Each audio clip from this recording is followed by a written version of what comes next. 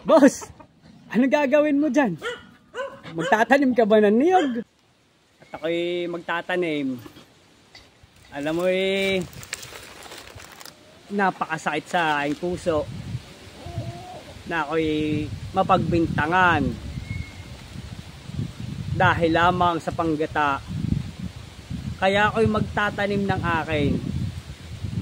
Alam mo ako'y nakadaan doon sa kabila. Ay minakita akong niyog. Ay siyempre sabik sa gata Ay di kinuha ko. Ay hindi ko naman inaasahan. Ay sabi mahal daw ang puang niyog. Ay di kinabukasan na ako'y nasulatan ng barangay. Aba, ay kasama nga naman ng ugali, boss.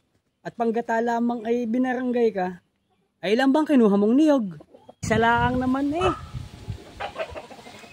Isang sako. Ay nadali ako sa barangay. Ay hala, at ako'y magtatanim muna. Ay grabe ka naman pala, boss. Isang sako. Ay talagang mababarangay ka sa mahal ng niyog. Ay hala, magtanim na.